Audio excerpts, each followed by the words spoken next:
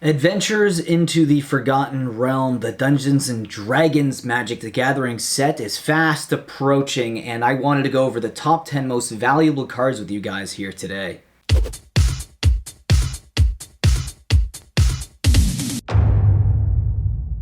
Welcome back to my channel, everyone. I am Mattcaster Mage, and I do make Magic the Gathering content every single day, so if you really enjoy my videos, please hit that like button and subscribe. That way you'll be notified for future uploads. Okay, Dungeons and Dragons is fast approaching, but what are the top 10 most expensive cards at pre-release right now? Okay, so let's take a look at that. So at number 10, we have Xanther, Guild Kingpin, a very tough thing to say. Its market price right now is about $14 to $15, average price $20. It's one of those weird mythic cards that I don't see being played in, anything really besides constructed casual. Maybe you could see playing Commander. I'm not really seeing this going to be a staple in Standard anytime soon. And then we have Lotleth Spider Queen, another mythic. Its market price is about around $15, same price. And again, this is another card that's probably going to see most of its play in Commander or casual play, which I think is where, Dungeons & Dragons is probably going to be like the best type of set for kitchen table magic. And then we have Old Gnawbone, and this is another mythic. It's a mythic dragon that has flying. Whenever you cast, whenever a creature you control deals combat damage to a player, create them any treasure tokens. That could get out of hand pretty quickly, but for 7/7 for 7, that's pretty good. Again, this will be really good in Commander, not so much in Standard, and that's about $17 for its market price. And we got another dragon. We have Inferno of the Star Mounts. This time it's a red dragon, and its average price is about $18 on the market.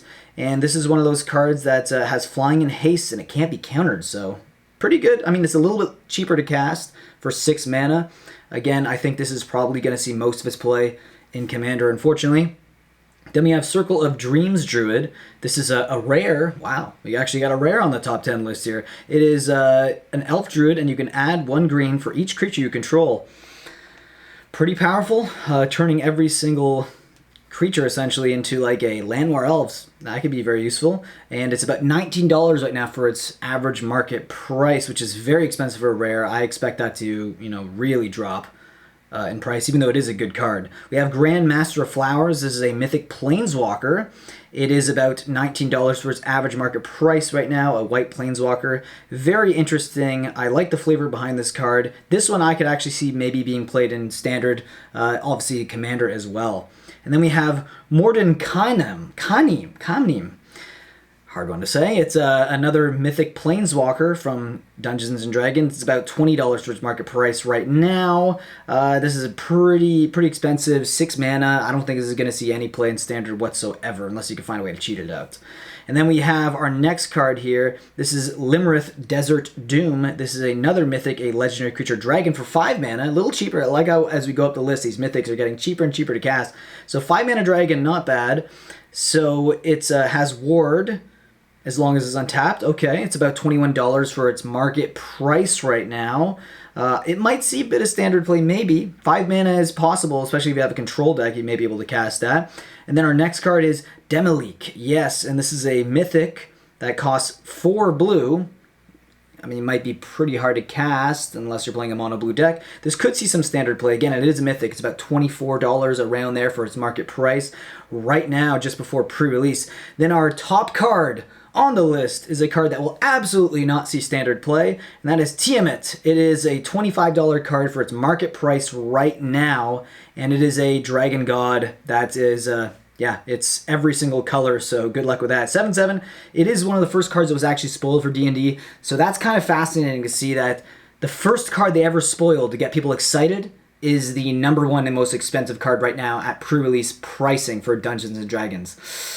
That's not looking good. Now, what I want to talk about is, so as I went over these 10 cards right now, there was a theme that I noticed. Did you guys get the theme, besides obviously all the dragons that were in the top 10?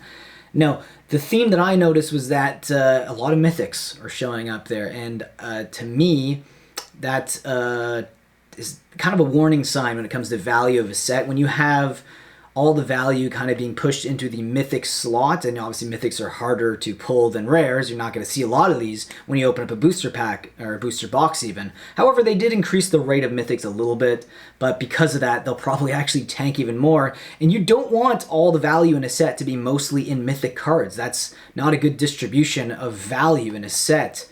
You want to see them kind of spread out between rares. Maybe if you chase uncommons, like Dragon Ray's Channeler, which is in Modern Horizons 2. That is usually what you want to see in a set when it comes to investing long term when you have sealed booster boxes. But again, it's pretty early. The prices could, definitely shake up a bit when pre-release actually does happen, and when the full release actually happens, we could probably see a bit of shift in the prices. But will we see a lot of these rares go up in price? I don't know, and that's kind of where I'm at right now. I kind of feel like we need to see some of these rares go up more in value for it to be more of a desirable set to keep sealed. Right now, if you're going to do mass box opening, which I don't suggest anyone does anymore, to be honest, you're looking at mythic or bust. So not a good feeling when you're going to do something like that. If you're a game store going to opening up a lot of product like that. Anyways, let me know what your thoughts are down below. What do you think about the top 10 most expensive cards in Dungeons & Dragons right now? Do you think that they're going to change a lot after release dates? Do you think there's going to be a few rares that pop up in value that will surprise people? Let me know in the comment section down below. With that being said, I do make these videos every single day, so please subscribe if you enjoy my content, and I'll see you in the next video. Being a patron will help me produce more market movers and add to the funds that I will use for my random buys, and also to my coffee fund, because I drink a lot of coffee for these videos. And here you can see a link below in the description that will give you all the tiers and what you get in each tier. So I hope you guys click and think about joining. And with that, I'll see you next video. Think about supporting the channel in that way.